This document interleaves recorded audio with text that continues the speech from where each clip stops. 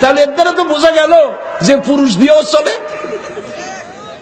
শুধু নারী নাই, নারী নাই, গান নাই, বাজনা নাই, নাচ নাই, একটা মানুষের বক্তৃতা দিয়ে একটা টেলিভিশন চ্যানেল চলে, আর তার দর্শক পৃথিবীর কোটি কোটি মানুষ।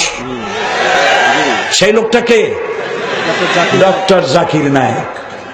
ওই লোকটার নাম আমার মনে আসলেই আমার কলজা থেকে খালি দোয়া আসে, মনে হয় মুসলিম মিল্লাতের জন্য আল্লাহর নিয়ামত। আল্লাহ তার হায়াত দারাজ করো, তার আরো তার চিন্তা, তার মেধা, তার প্রজ্ঞা আরো বাড়িয়ে দাও। তার বক্তৃতা শুনতে কোনো ছাগল পাগল আসে না। তার বক্তৃতা যারা শুনতে আসে মাল্টি ন্যাশনাল পিপল, তার বক্তৃতা শুনতে আসে হাইলি এডুকেটেড পারসন। একটা টেলিভিশন চ্যানেল চলছে, সারা বিশ্ব দেখতেছে, কোটি কোটি জনতা। কি সুন্দর করে, তার মাথাটা একটা ব্রেন, তার মাথাটা একটা কম্পিউটার, যে মিরাকেল ম্যান। তাকে প্রশ্ন করা হয়েছে, এক মহিলা প্রশ্ন করছে, আচ্ছা ডক্টর জাকির নায়েক, আপনি তো বলেন দুনিয়ার সব মুসলমান ভাই ভাই, সমস্ত মানুষ আমরা সবাই ভাই ভাই মিলেমিশে থাকি। আপনি খুব ভালো বলেন, সুন্দর বলেন, আপনার কথা শুনতে ইচ্ছে করে।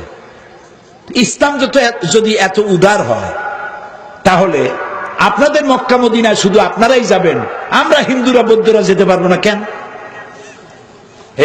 আমার নিজে এই অনুষ্ঠানটা দেখলাম, প্রশ্নটা শুনে আমি নিজেও চিন্তা করলাম, আমার কাছেও জবাব আছে, কিন্তু উনি কি জবাব দেয় এটা শোনা দরকার।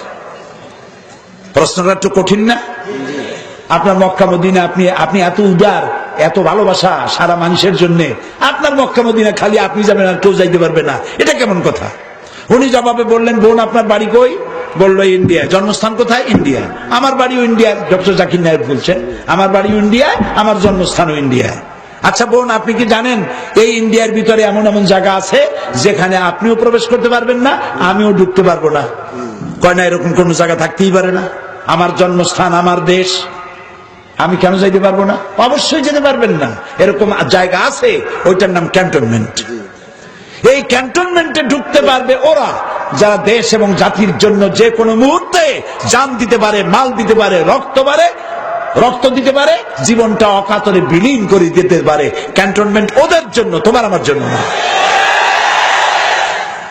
এরপরে ডক্টর জাকির নায়েক বললেন, মক্কা মদিনা ইসলামের একটা ক্যান্টনমেন্ট। এই ক্যান্টনমেন্টে ওই সব লোকেরাই যায় যারা ইসলামের জন্য জান দিতে পারে, মাল দিতে পারে, রক্ত দিতে পারে, তাদের জন্যই এই ক্যান্টনমেন্টে প্রবেশের অধিকার আছে। বোন, আপনিও যেতে পারবেন।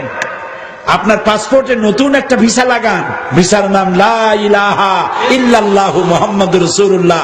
ভিসাটা লাগান, আগামীকাল রওনা হয়ে চলে যান। কি সুন্দর জবাব! তার বক্তৃতায় কোনো উত্তাপ নাই, গর্জন নাই, হুঙ্কার নাই, মারামারি নাই, মানুষ শুনছে।